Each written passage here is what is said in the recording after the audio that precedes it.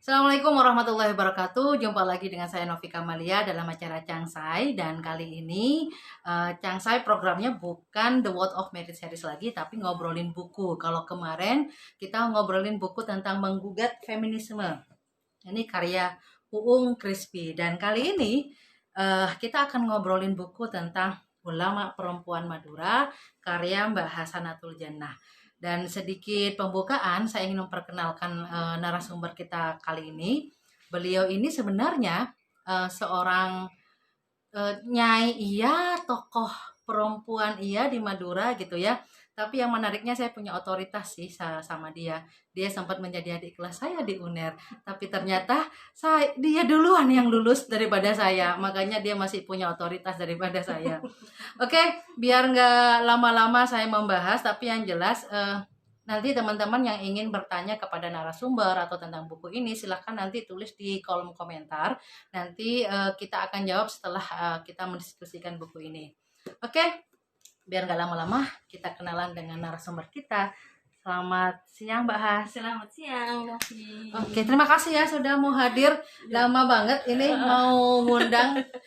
Tadinya saya mau ragu Novi jadi apa enggak ini Jadi dong, kita kan sudah nyebarin pamflet Mbak Has. Gitu. Gimana kabarnya Mbak Has? Alhamdulillah. Tapi memang sekarang sudah nggak aktif di Pamekasan ya? Oh, aktif dong. Tetap orang Pamekasan. Orang Pamekasan. KTP asli kalau Pamekasan. Tapi kan sudah pindah ke mana? Ke Klaten.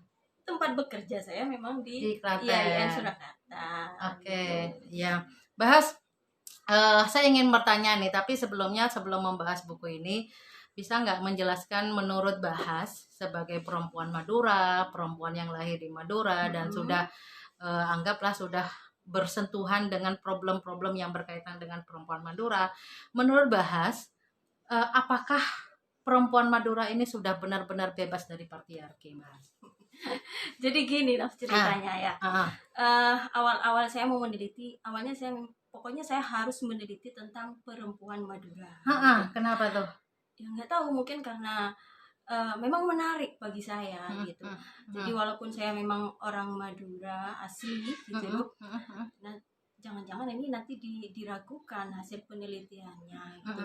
Justru saya beranggapan ketika saya sebagai perempuan Madura meneliti tentang perempuan Madura, saya akan mendapatkan data yang berlapis-lapis gitu.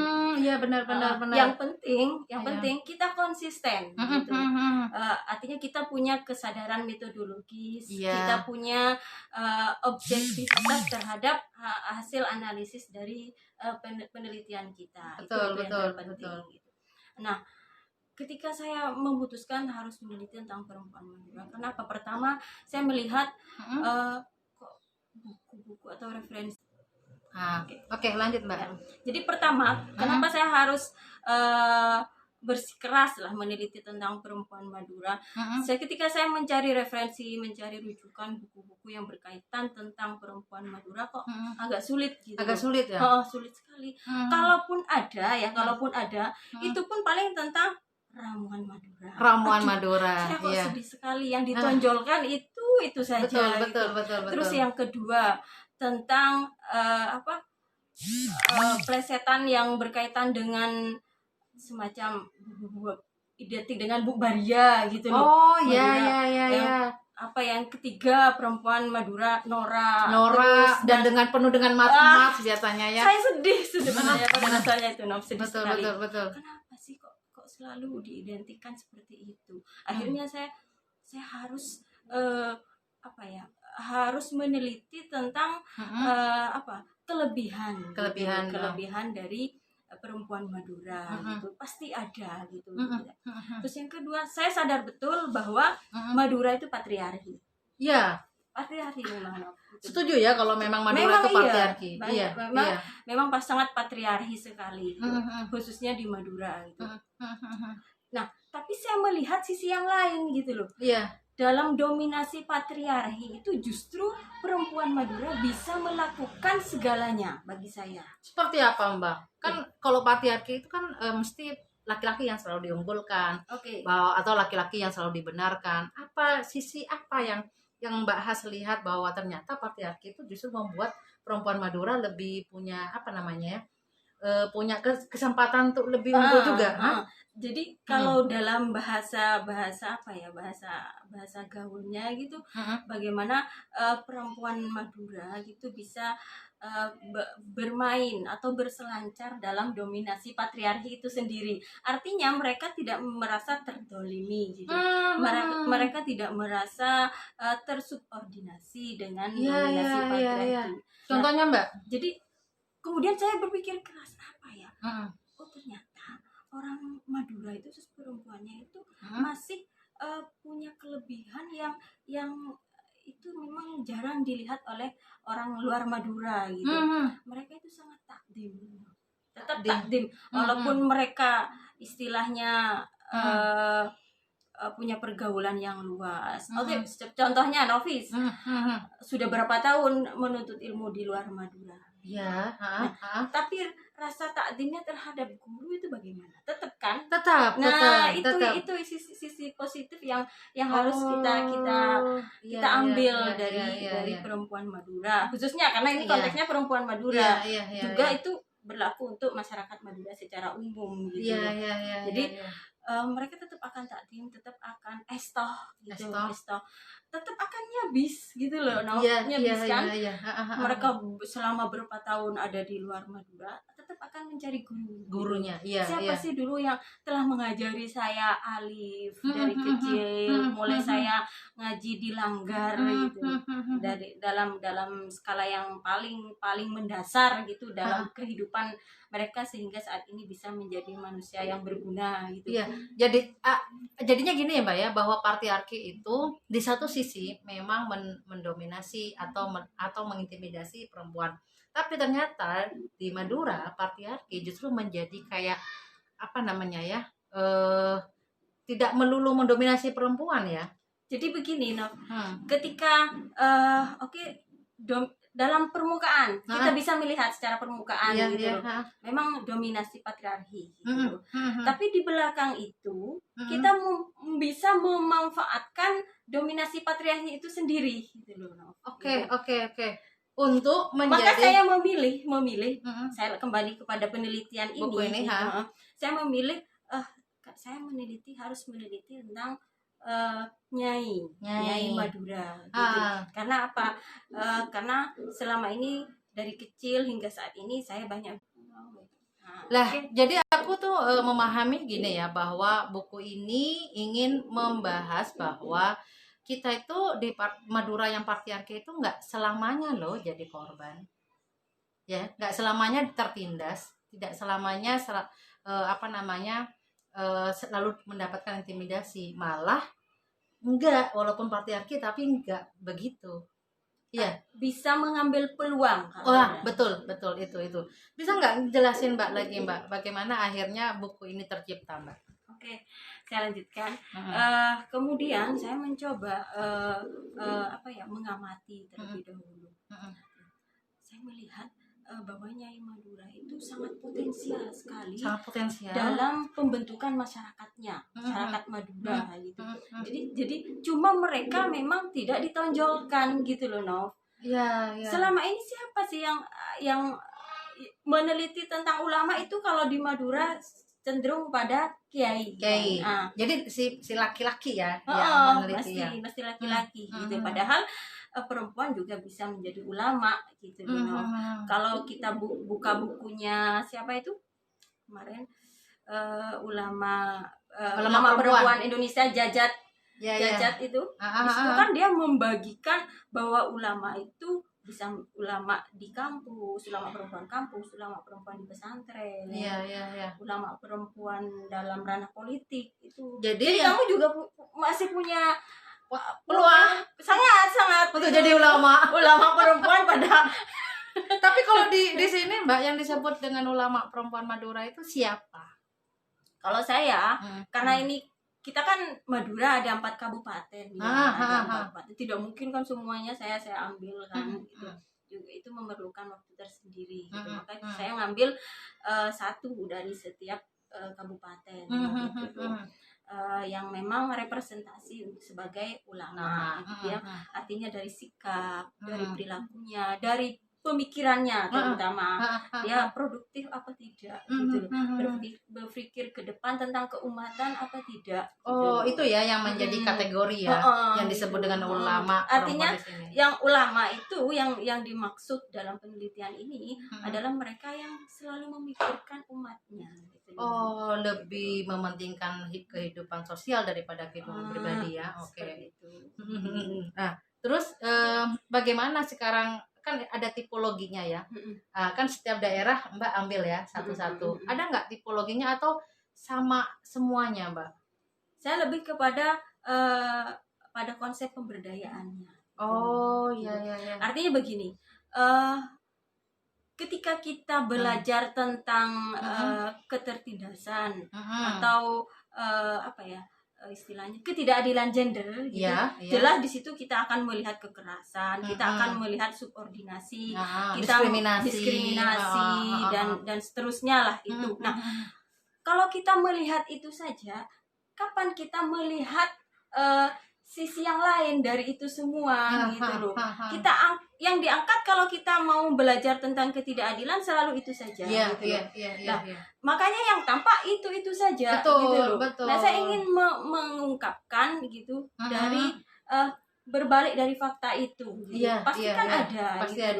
Jadi ada gimana di situ ada pemberdayaan, perempuan di situ sangat berdaya. Nyai di sini yang saya lihat dia sangat mandiri, sangat mandiri. Dia sangat memiliki otonomi terhadap dirinya, terhadap lingkungannya, terhadap masyarakatnya dan seterusnya gitu loh. Artinya yang kedua dia memiliki masa yang tidak bisa disepelekan. Gitu. Banyak, bahkan bisa saja melebihi dari masanya si kiai gitu loh. Berapa kelompok pengajian yang dia dirikan? Iya. Salah satunya yang saya teliti di situ dia berangkat dari jam 9 pagi hingga jam 9 malam. Itu untuk apa? Untuk umat gitu. Karena memang umatnya membutuhkan dia. Ceramah, pengajian, membimbing masyarakat gitu. Biasanya di dalam apa namanya ya, entah pengajian atau apa, selain misalnya kita berselawat ataupun membaca ayat suci, apa yang dilakukan para nyai-nyai itu terhadap masanya, Mbak? Konsultasi. Jadi ada banyak masyarakat yang bertanya, bahkan mengadu gitu loh, tentang kekerasan rumah tangga yang dialami. Sampai sejauh itu siapa yang mau merekam kiprah nyai kalau bukan kita gitu. Iya. Bagaimana nyai membantu masyarakat yang mendapatkan ketidakadilan di situ. Nah, di situ kan nyai memiliki otoritas yang sangat luar biasa seperti yang digambarkan oleh bukunya siapa itu manusia Madura, Min Ahmad Rifai ya. Bahwa ulama gitu atau tokoh di Madura itu merupakan kaca kebang gitu. Kaca pembesar itu. Di situ kan dia menjadi suri tauladan gitu. Saya pernah mendengar ketika ada pemilihan bupati, kepala desa, ya pimpinan lah. Nah, saya pernah mendengar dari mereka, kamu mau milih siapa? Gitu. Saya tidak tahu siapa yang mau saya pilih. Terus, cuma saya mengikuti ulama. Kalau ulama sudah memilih gitu ya sudah, itulah yang benar. Gitu. Segitunya kan orang Madura tunduknya terhadap ulama. Gitu. Kalau masanya itu banyak, Mbak, di setiap daerah, kenapa misalnya dalam pemilihan kepala desa ataupun pemilihan caleg ya yang berjenis kelamin perempuan itu masih belum sampai memenuhi kuota 30%, Mbak? Kenapa itu? Ada ungkapan begini, kalau di Madura yang dominasi patriarki itu sebaiknya perempuan tidak masuk pada ranah politik gitu. Karena ada semacam kepercayaan bahwa politik itu kotor gitu. Politik itu cenderung membuat nama baik seseorang menjadi buruk belakangnya. Nah, sebenarnya di situ dia menempatkan perempuan secara terhormat. Gitu. Saya tidak ingin perempuan masuk dalam politik karena tidak ingin perempuan menjadi tercemar dan sebagainya. Pada sisi tertentu itu sebuah penghormatan gitu. Tapi di sisi yang lain mungkin ada yang menganggap bahwa itu sangat tidak adil gender gitu. Iya. Gitu loh. Karena nanti walaupun nggak di politik, di ranah lain Di ranah perempuan lain itu bisa bisa memanfaatkan bermain. kuasanya ya Mbak ya, Mm-mm. di pengajian Artinya saya melihat bahwa para nyai yang saya teliti itu sangat pintar mengambil peluang gitu. Ketika dia tidak bisa mengaplikasikan potensinya di satu sisi tertentu, dia bisa mengambil di tempat yang lain gitu. Iya. Gitu. Dan itu eksis dan saya kagum terhadap mereka. Mereka enjoy dan asik-asik saja gitu. Iya. Dan mereka tidak merasa terdolim. Enggak tuh, saya enggak. Biasa aja.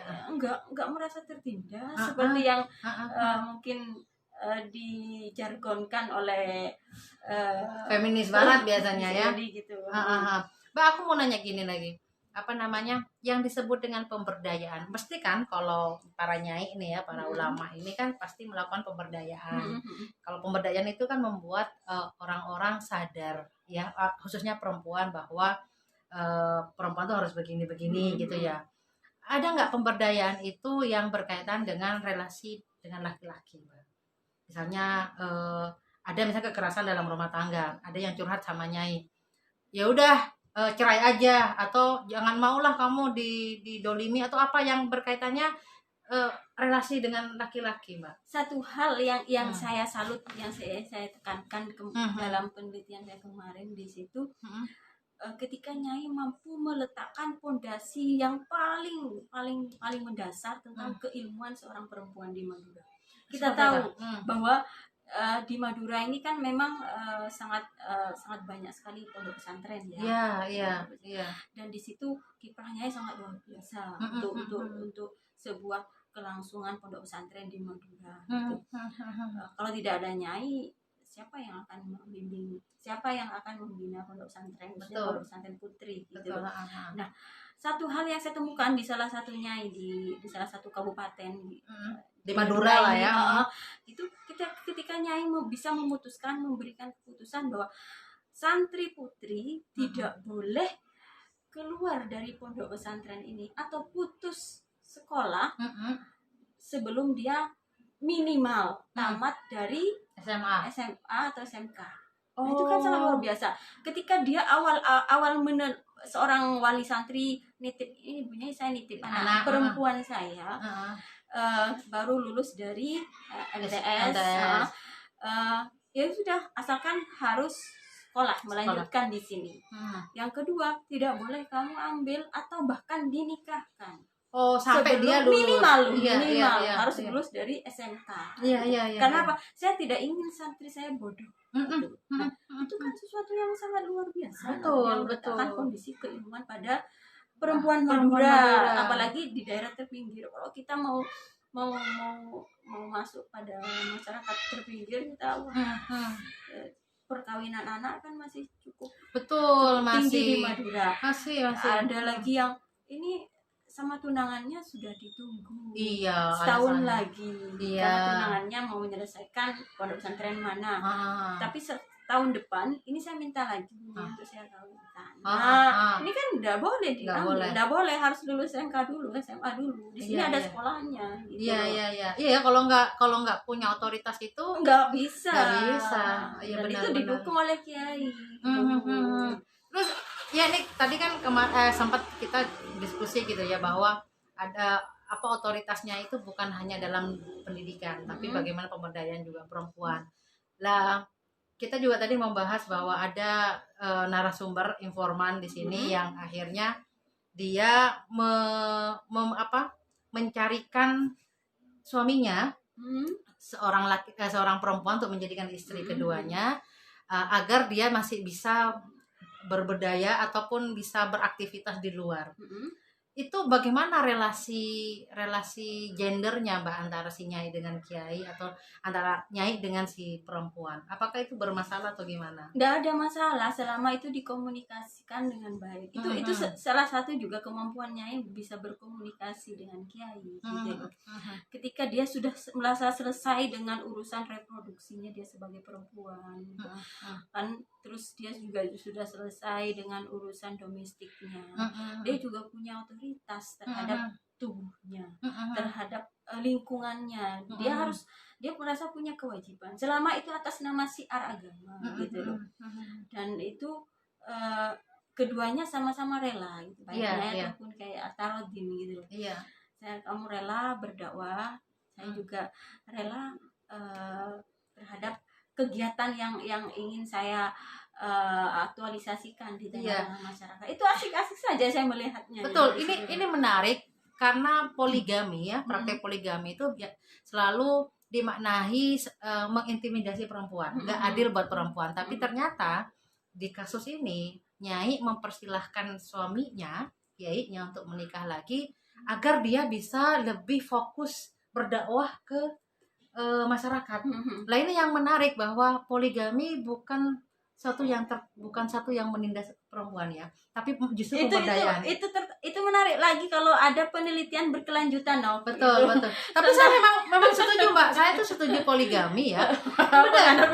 Saya setuju poligami bukan karena saya ingin menindas perempuan, enggak.